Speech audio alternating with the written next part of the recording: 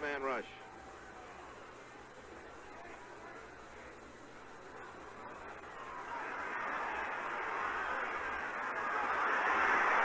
Now, so many Giants around. Pass intended for Jackie Smith. And now, look at Ken Parker go. And we've been expecting it all day. It was just here, and you knew it. And there it is, folks.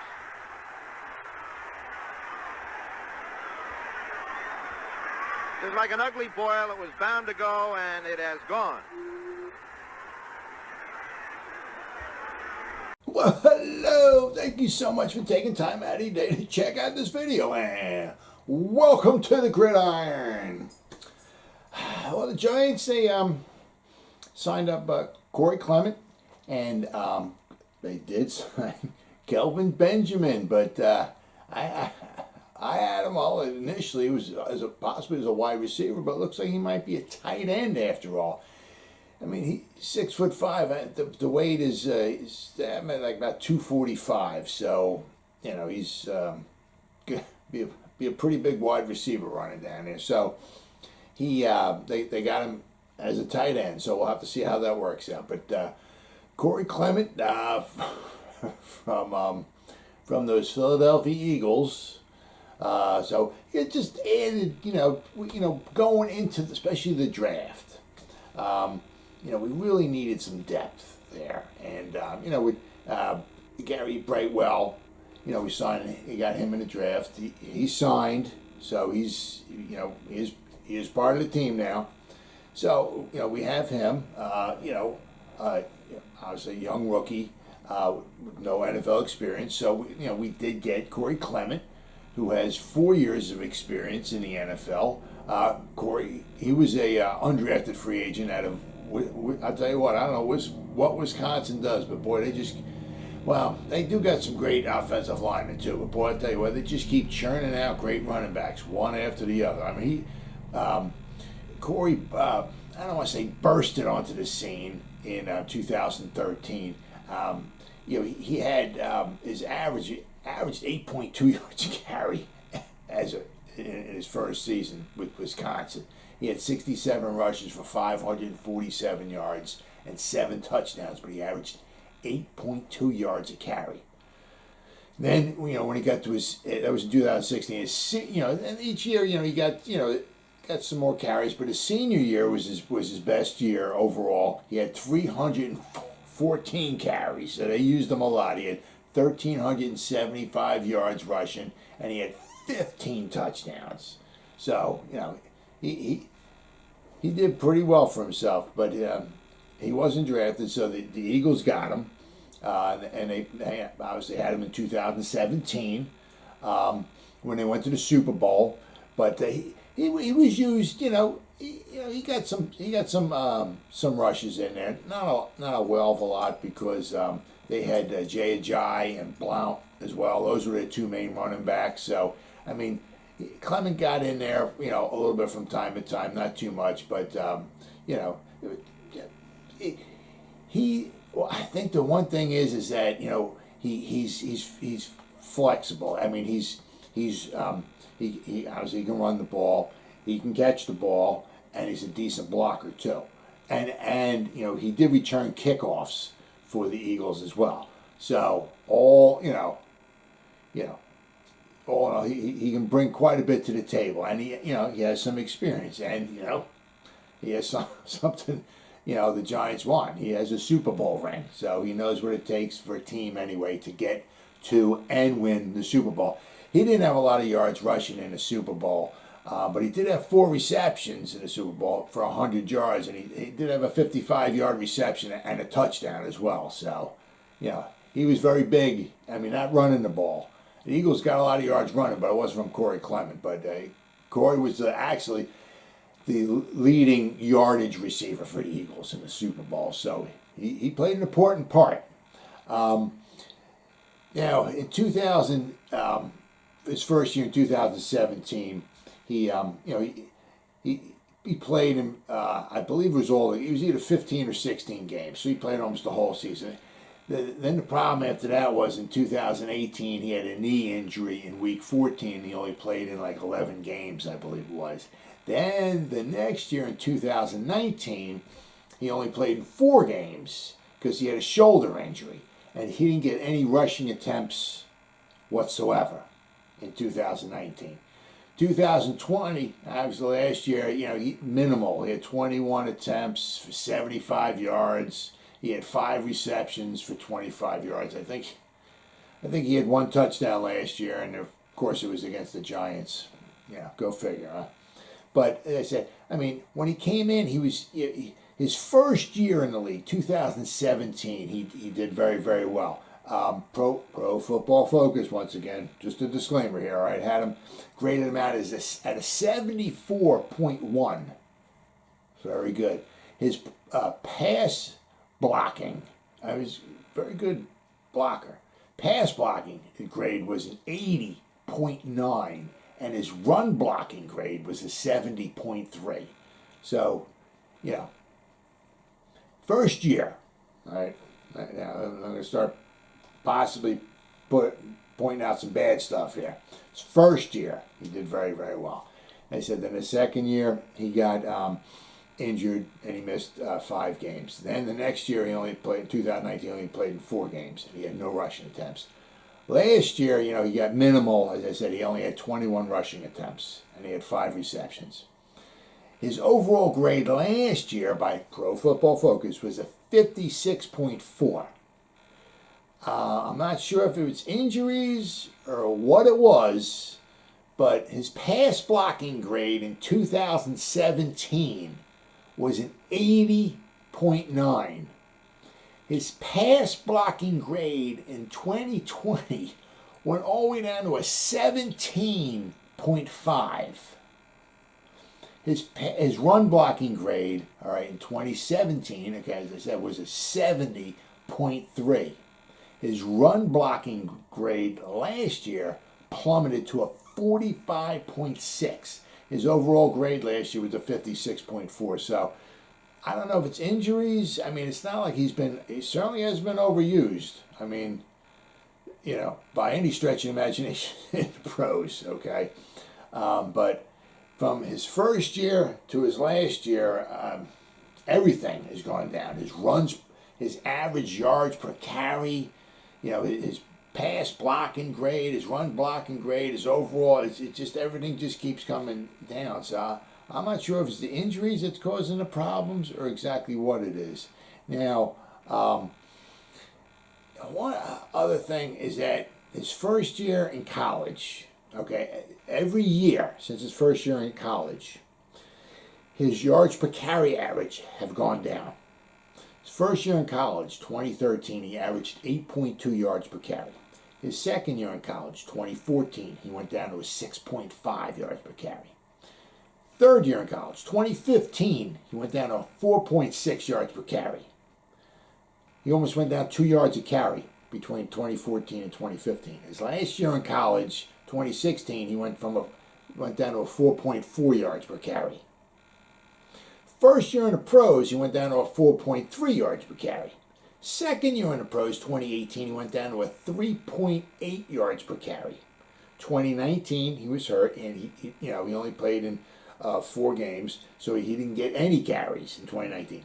But then in 2020, last year, he had the 21 carries. He averaged 3.6 yards per carry. First year in college, he averaged 8.2. Last year, 2020 in the pros, he went down to a 3.6. That's 4.6 yards per carry difference between his first year in college and his last year in the pros. I don't know. I mean, his Pro Football Focus grade overall has gone down significantly. So I'll have to wait and see. Injuries or what. But, we signed him. So he's part of the team. So, if worse comes to worse, he has some depth. Obviously, hopefully, we're not going to be asking for him to lead us to the Super Bowl. But, he has some depth. And we did need some depth. So between, Devontae Booker, Saquon, Gary Brightwell, and Corey Clement now we have, we certainly have some depth at running back, which was very important, especially going into the draft. Then we got Kelvin Benjamin. I could have swore about about a week or two ago, last time I looked at the tight ends, we had 8. That was the number I was thinking of, 8. And I think Rice and John was one of them. But now I look at the Giants team, and they have him listed as a wide receiver now. He's 6'7", but he's only like 227 pounds or so he's pretty light for a tight end. So I could have swore the last time I was looking at the Giants tight end situation, Rice and John was included in that, the guy from Canada. But now he's listed as a wide receiver. But the Giants still have 8 tight ends. The big ones that we got, obviously, is Kyle Rudolph, Evan Ingram, Caden Smith, Levine Toilolu. I have a hard time pronouncing his name. I'm so sorry. And, Kelvin Benjamin now. Plus there's 3 other guys. So we got a lot of tight ends. Now, exactly what it is that, Kelvin's going to be, you don't even know if he's going to be on the final roster or not, what they're going to have him wind up doing. But he's 6'5", 245. He's a big target to throw to. And I said his first year was 2014. He had a very good first year. Coming out of college, I think it was a 4.61 40. For 6'5", it ain't blazing fast. But it's not bad. I don't know what he can run now, but I'll have to wait and see. But 2014, he did pretty good. His run, he had over 1,000 yards receiving, so he had a very good receiving year. But also one of the things that I liked, especially now they're talking about possibly using him as a tight end, unlike maybe Evan Ingram, who they put out, if you can use him in like maybe the Kyle Rudolph or something like that, maybe use him as a blocker. He's big and he's heavy. So 2014 his run blocking grade was pretty decent. It was 65.4, not too bad. And his last year in the pros, when he was with Buffalo, and then he signed after Buffalo. He signed for 3 games, so I ended the 2018 season with the Kansas City Chiefs. his run blocking grade was a 67.5. So he does have some decent run blocking ability, to him. So as I said, it'll be interesting to see, how they want to use it. Now, he got drafted in 2014, 2015, unfortunately, when Carolina wound up being 15-1, Kelvin was out the whole season. He hurt himself in preseason and practice, and he was out the whole season. And in 2015, if you can remember, that it was week 15. Carolina was 13-0, and they came to MetLife Stadium and played the Giants. And it was like the Josh Norman, Odell Beckham Jr. kind of showdown. Odell, Josh Norman couldn't hold his jockstrap that day. I'm sorry. Odell really did a good job. But Carolina went up 35-7 at one point, and I'm like, this is unbelievable. But then it was 35-14. Then it was 35-21. Then it was 35-28. Then with 1:46 left to go, Eli Manning hit Odell Beckham Jr. in the corner of the end zone on a 14-yard touchdown pass, and we tied it up at 35 apiece.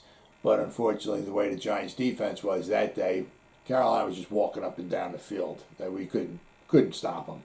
And with 1:46 left to go in the game, of course, Carolina got the ball, and of course, they walked down the field, and of course, they kicked the game-winning field goal as time ran out. So we wound up losing, but it was a heck of a ball game, I'll tell you.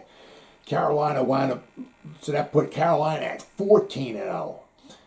The following week, Carolina lost to Atlanta 20-13. So that snapped, their unbeaten streak. And then, of course, Carolina lost in the Super Bowl that year to Denver.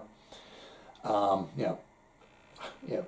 Peyton Manning, but the big, part of the game was the Denver defense. Now, is what I mentioned in one of my other videos is if Azeez Ojulari can turn out to be a decent edge rusher, it would be so unbelievable if we can get two.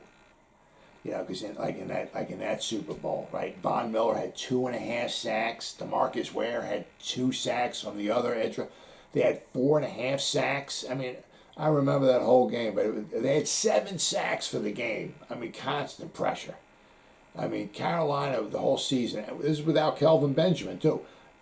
Great offense, walking up and down the field constantly on teams, especially the Giants. You know, and they didn't have, as I said, they didn't even have Kelvin Benjamin. But in that Super Bowl, because with the pressure that the Denver Broncos were able to put on with the 2 edge rushers that they had and get 7 sacks, they held Carolina to 10 points.